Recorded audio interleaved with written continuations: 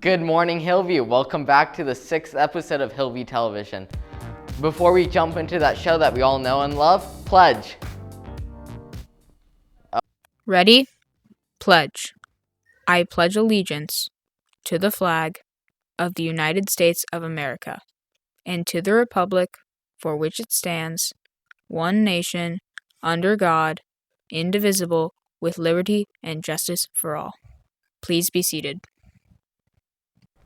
Now that we're done with that, here's a food feature. However, I won't be eating these treats anytime soon. This joke doesn't make sense, Jack. It's a box of horse treats, and apparently I'm supposed to be eating it. But this joke is dumb, so let's just get right into it. The feature is on a company called JustBlue Horse Treats. We hope you enjoy. Roll it.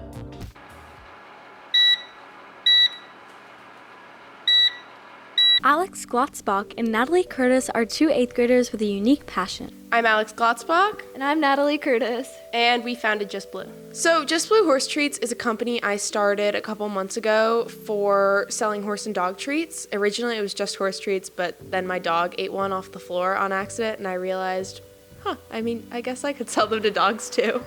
I started JustBlue actually just for myself, but I realized more people would actually benefit from it because it's a lot cheaper than a lot of our competitors. We wanted to know what roles they play in order to help the success of JustBlue.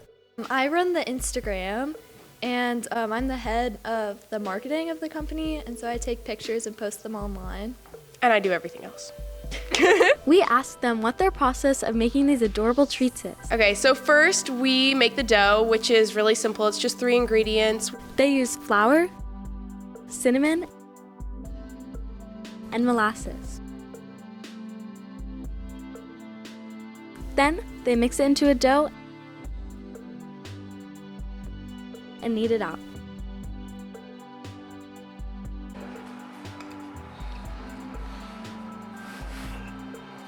Once the dough is rolled out, they are cut into the desired shape and popped into the oven. We bake it for about 10 minutes.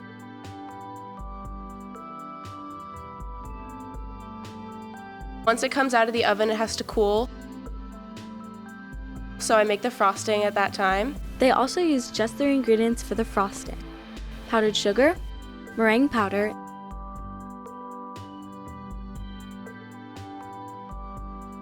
and water. Then they mix it together and frost the cookies. It takes me a lot longer to frost them because usually they're really intricate.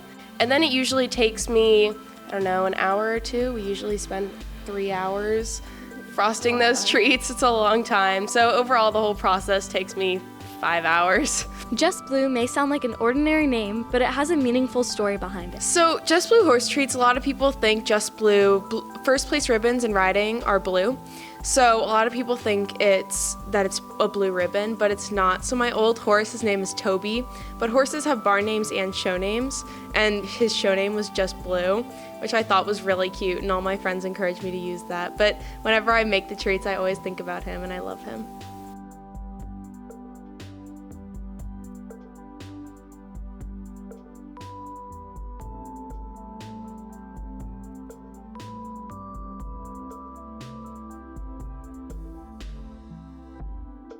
Once the frosting has hardened, they package the treats to ship them to customers.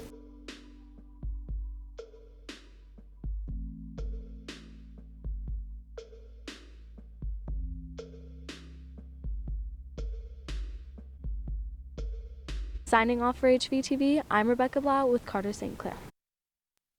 Behind the scenes in the Hawk Talk studio, I was just forced to eat some horse treats. The only thing I can say is, Mr. Stark, I don't feel so good.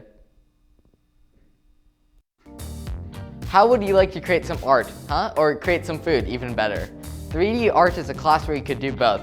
Create food art. Here's a feature on the 3D art class. Miss Cogan's 3D Art elective is a class where students learn to work with clay to create beautiful and intricate sculptures.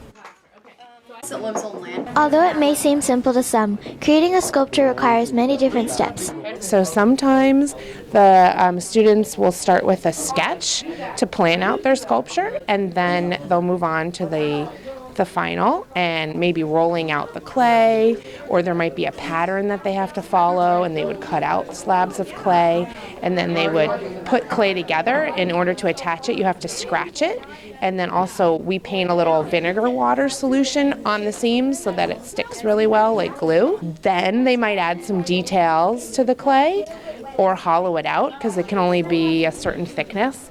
And then it needs to be fired in the kiln for 24 hours. It needs to cool, and then they might glaze it, and then it needs to be fired again. Ellen, a 7th grader in this class, loves doing the actual sculpting. It's fun to kind of create your own twist on each and every project that Ms. Kogan gives us, and I think it's a good experience for everybody to kind of bring out their personality and kind of put their own spin on each thing that they make. Aside from sculptures, students also make bowls, but there's one very challenging part. Definitely the most challenging thing that these guys are doing this trimester is working on the pottery wheel, because it's very hard to do it well. It takes like years and years and years and years to master working on the pottery wheel. So that's definitely the hardest. Everybody gets a week on it, but it's really, really hard. You have to kind of shape the thing, shape your creation, get it centered, take it off the wheel without it breaking. I definitely think that's the most challenging part of being in this class, but it's really fun too. This trimester, in addition to sculpting, the students have the opportunity to work on a wood mural outside the classroom using woodshop scraps. So the mural it's a wood sculpture. We're basically gluing painted wood onto all these different shapes, and once it's done, it's going to resemble like city buildings and the sky with all the circles and different colors. So Miss Kogan greatly enjoys teaching this wonderful class. It's really fun to teach sculpture. A lot of people really like working with clay, and so it's fun to work with students who are enjoying what they're doing. It's also challenging, and also for a lot of the projects, I give students choice so they can put ideas into their work, and so it's fun for me to hear what they are planning to make and figuring out challenges and problems that they need to solve.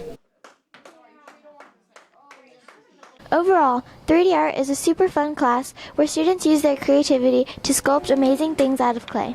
Signing off for HBTV, I'm Peyton Ellison with Jasmine Howe. If I could have a conversation with anyone, I'd really like it to be with Jack, so I could scold him for making these silly jokes. They really aren't funny, so I don't get why we keep writing them. Wait, Jack, did you just not write this? Why would you make fun of yourself? I really don't understand the world anymore. Just play the Hawk Squawk. It's about conversations with anyone you would like.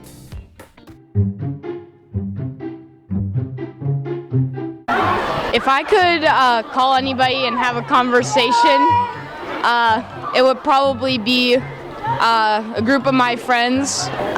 Sir Isaac Newton, because what he says is interesting. I would talk to Wilson Pimentel.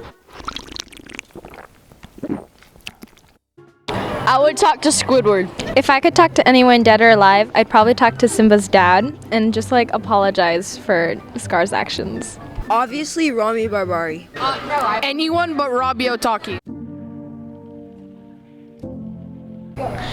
George Washington, because he's pretty cool. Beep, beep, beep. Hey, you're pretty cool. Bye. I would talk to Santa.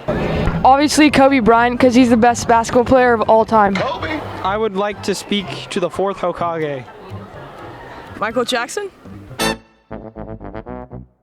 I would talk to Michael Jackson. If I could talk to anyone in the world, it would probably be the great Henry Winkler. So I could get him to do Fonzie. Hey!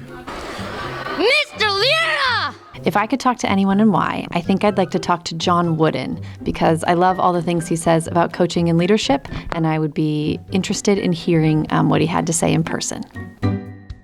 Thank you to Matthias and Adam for that amazing Hawk Squawk, Rebecca and Carter for the Just Blue feature, and Jasmine and Peyton for the video on 3D art. Alright everyone, bye! See you all next, when we will have an exciting last episode of Hillview Television. I'm Aaryan Patel with the Hillview Broadcasting team. Au revoir.